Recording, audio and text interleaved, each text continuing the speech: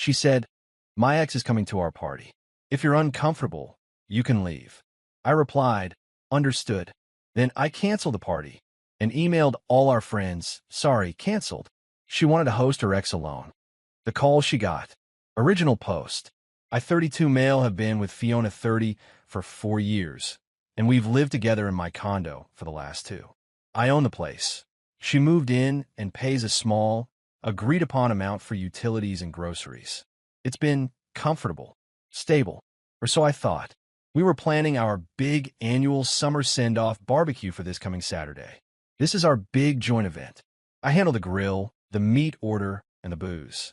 She curates the guest list, the side dishes, and the decor. We're expecting about 50 people. On Wednesday night, I was on the couch finalizing the shopping list for the liquor store when she dropped it. "Fiona, oh, just a heads up, I invited Dominic." I stopped writing. "Wait, what? Dominic? Your ex, Dominic? The guy you dated for 5 years? The one you said was so toxic you had to block him on everything?" She waved her hand, not looking up from her phone. "Oh, he's totally different now. He reached out a few weeks ago, apologized for everything. He's really matured. We're just friends. I ran into him last week and told him to come." I stared at her. "You ran into him? And you invited him?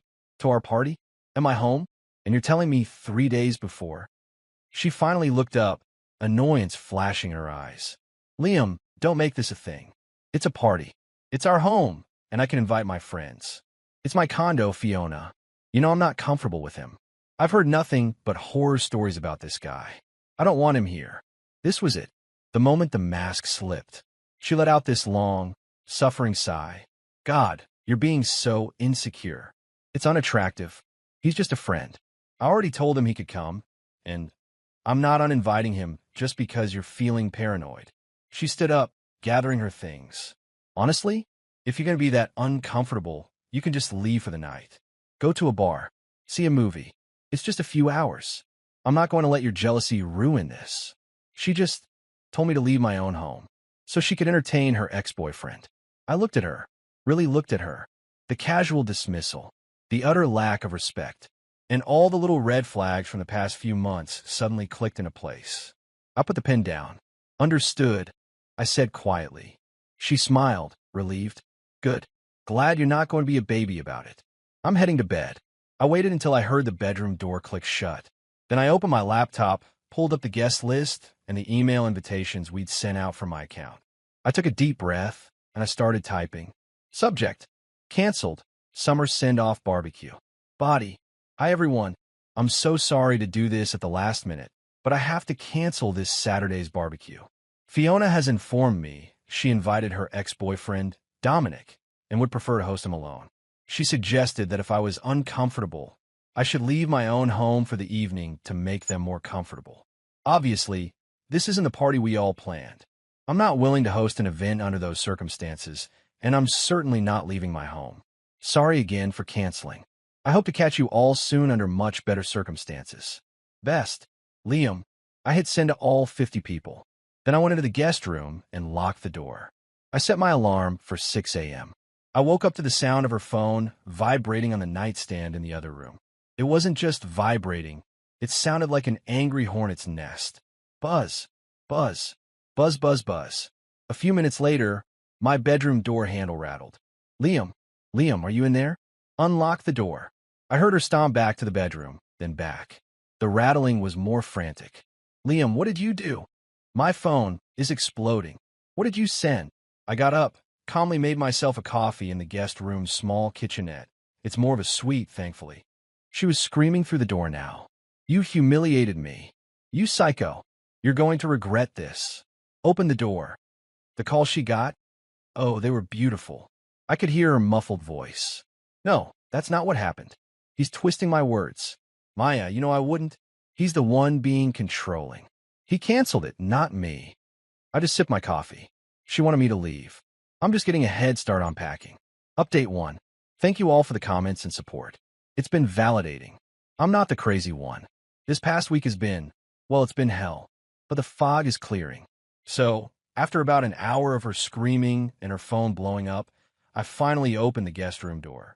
She was standing there, hair a mess, face red and puffy from crying. phone clutched in her hand. You, she sputtered. You humiliated me. To everyone. My mom called me. Maya thinks I'm some kind of cheater. You need to fix this. Now, send another email. Tell them you misunderstood. Tell them you were jealous and overreacted. Apologize. I just looked at her. No. What do you mean, no? I mean, I'm not sending another email. I'm not apologizing. I sent the truth. Did you, or did you not, tell me to leave my own home so you could host your ex? That's not what I meant, she shrieked. You twisted it. You're supposed to trust me. This is emotional abuse. Kicking me out of my condo for another man is what? Exactly? A welcoming gift. She just stared at me, dumbfounded that I wasn't backing down. Before she could wind up for another round, her sister, Celeste, let herself into the condo. She apparently has a key, which is news to me. Celeste didn't even look at me. She just rushed to Fiona. Oh my God, Fi, are you okay? I saw the email. He's insane. What a psycho. She finally turned to me. You need to apologize to her. You've ruined her reputation. You know how sensitive she is. This is a complete overreaction.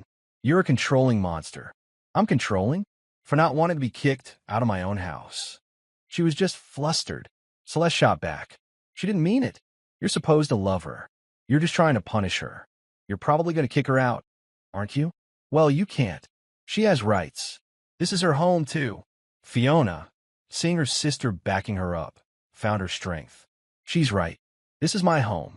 You can't just kick me out. And after you just did this to me, I'm not going anywhere. Then came the first real dirty trick. In fact, Fiona said, crossing her arms, I don't think I should have to pay for utilities this month.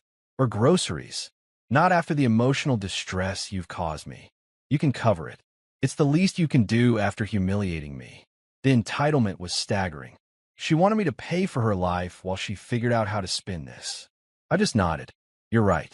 This has become a legal situation. You're right. This is your home. Legally, you're a tenant at will. So, we'll handle this legally. I went to my desk, opened my laptop, and found the standard, state-approved 30-day notice to vacate template. I filled it out, printed 2 copies, and walked back to the living room where she and Celeste were whispering. I handed 1 copy to Fiona. What's this? She sneered. That's your formal, legal 30-day notice to vacate. You have until the 20th of next month to be out with all your belongings. Our verbal tenancy agreement is terminated. Fiona and Celeste just stared at the paper. You're evicting me, Fiona whispered, the color draining from her face.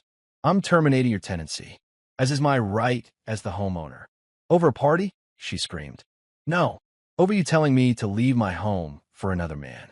Over you inviting him behind my back. Over you proving, in no uncertain terms, that you have zero respect for me, this relationship, or my home. The party just exposed it all. Celeste started yelling. You'll be hearing from our lawyer. This is retaliation. This is illegal. I look forward to it, I said. Please have him contact me directly. Now, I'd like you to leave, Celeste. You're trespassing. Celeste looked like she was going to swing at me, but I just held my ground. She grabbed Fiona, and they stormed out, slamming the door. I immediately double-bolted it and put the chain on. Then my phone buzzed. An unknown number. Hey man, this is Dominic. Listen, I don't know what your problem is, but you need to back off. Fiona is really upset. You sent some crazy email, and now you're kicking her out? Seriously uncool, dude. You're overreacting. She just said we were all going to hang out. I typed back one response. She told me to leave my home so you two could be alone. Ask her about that. Then lose my number. He didn't reply. I spent the rest of the day in a daze. I started boxing up her things from the living room.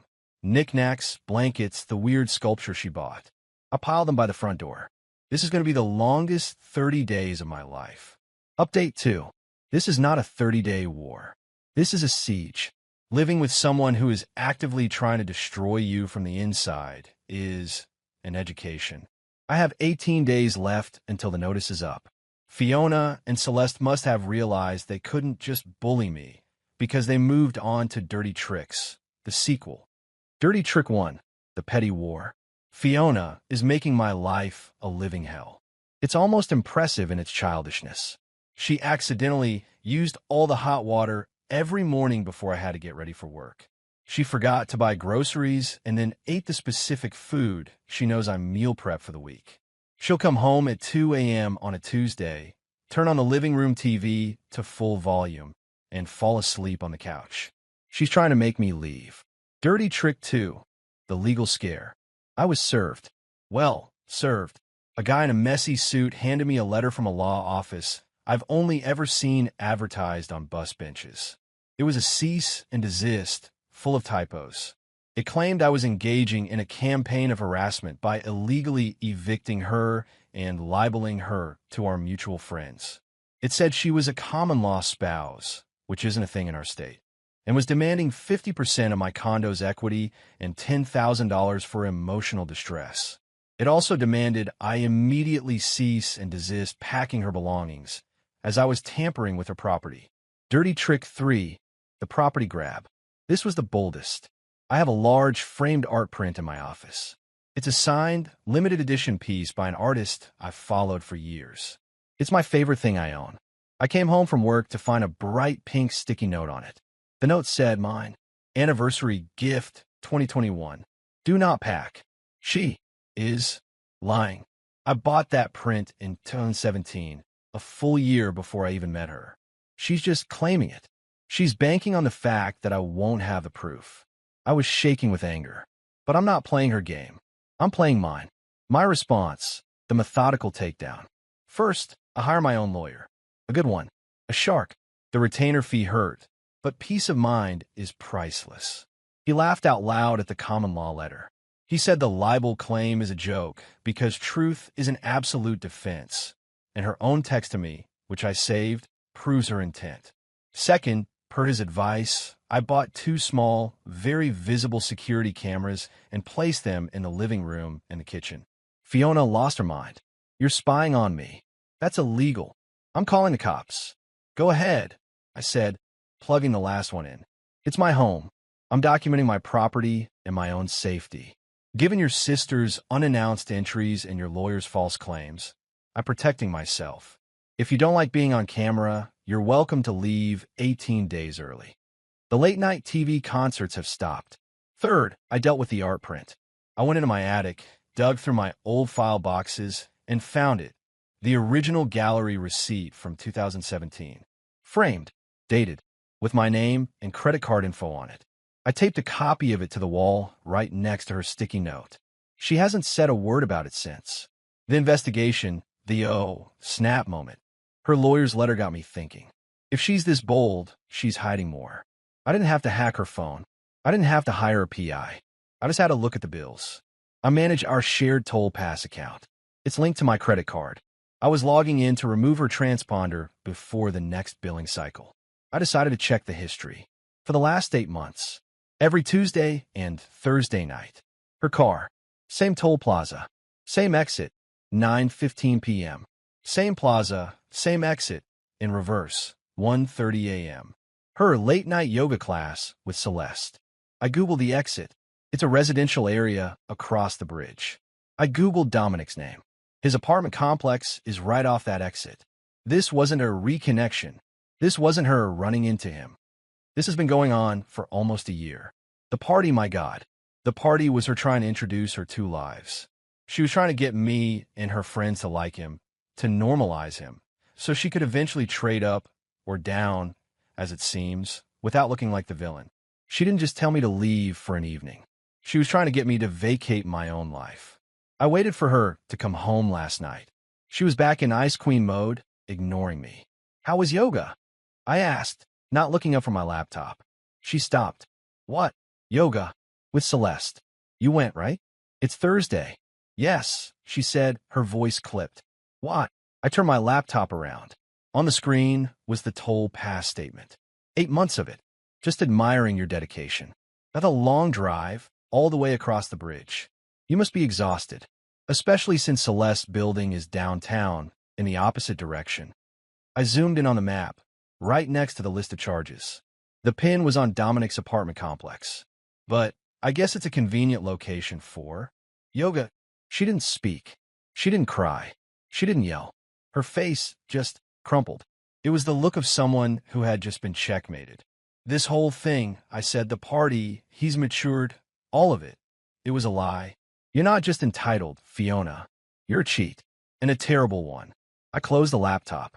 18 days, I said, or you can leave now. She went into the bedroom and locked the door. My lawyer has already sent a response to hers, complete with the toll records and the 2017 art print receipt. Her lawyer's emotional distress claim seems to have evaporated. Now we wait for move-out day. Final update. It's over. She's gone. The 30-day notice expired yesterday at noon. I came home from work at 1 p.m., and she was still there, sitting on the couch, watching TV, surrounded by her boxes, as if it were just another Tuesday. Fiona, I said, it's 1 p.m. The notice is up. You need to leave. She looked at me, a smirk on her face. No, I don't think I will. My lawyer said this is all kinds of illegal. You're not getting rid of me that easy. We're going to court. You'll have to pay to evict me. She thought she had one last card to play, that I'd be scared of a long, drawn-out eviction process. Okay, I said. I pulled out my phone. I dialed the non-emergency police line. Hello, I'd like to request a civil standby to remove a trespasser. I have a former tenant at will who has failed to vacate after a legal 30-day notice has expired. Fiona's smirk vanished. You're calling the cops? You're trespassing, Fiona. 2 officers showed up about 20 minutes later, a man and a woman. And just as I predicted, the moment they knocked, Fiona burst into tears. Officers, thank God, she cried, rushing to the door. My fiancé is throwing me out. I have nowhere to go.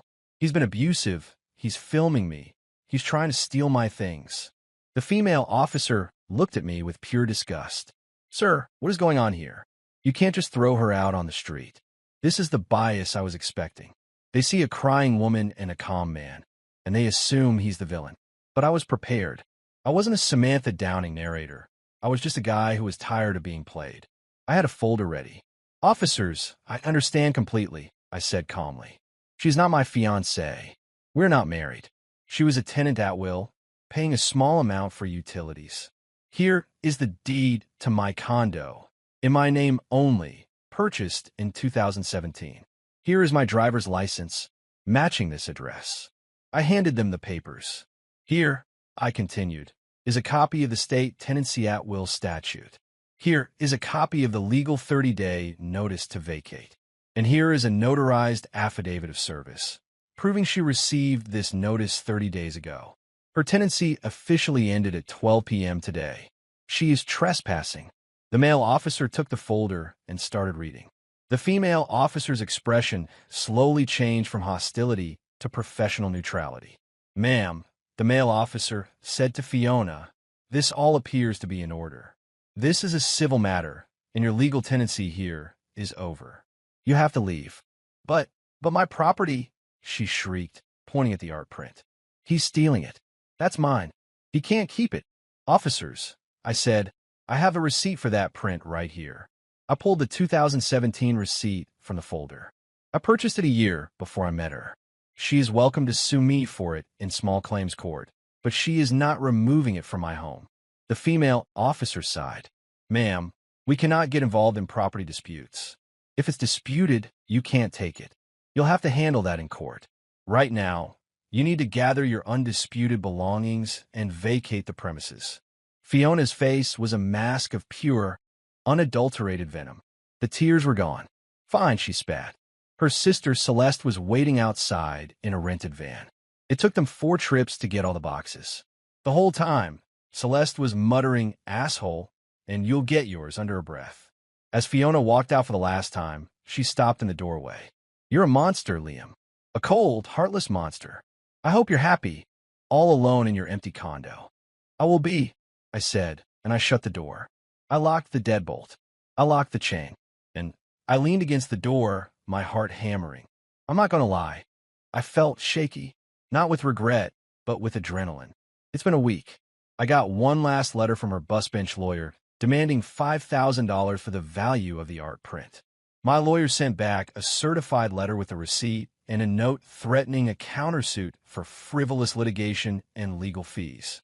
We haven't heard back. The gossip? Oh, it's been rich. Maya, Her former best friend, who is now firmly my friend, gave me the rundown. Fiona did move in with Dominic into his tiny one-bedroom apartment that he, wait for it, shares with 2 other roommates. The matured Dominic apparently doesn't have a job.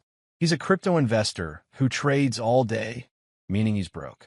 Fiona, who was used to my condo and my salary subsidizing her life, is apparently miserable. She has to pay for everything, and she's discovering that Dominic's thrill doesn't pay for nice dinners. Celeste isn't speaking to her, furious that Fiona lied to her for months about the affair and dragged her into the middle of this mess, making her look like an idiot too. As for me, I'm not happy. This whole thing was draining, expensive, and deeply sad. It cost me thousands in lawyer fees and 4 years of my life. I had to learn in real time how to be a cold, calculating person just to protect myself. But I'm satisfied. I had a deep cleaning crew come in and scrub the entire condo. I changed the locks again, just in case. The air feels lighter. I took the original party email list and sent one final follow-up last night. Subject: housewarming for real this time. Body: hey all. Apologies again for the unpleasantness last month. The air has been cleared and the trash has officially been taken out. I'm having that barbecue for real 2 weeks from Saturday. My home, my rules. Hope you can make it. Dominic is not invited. The RSVPs have been amazing.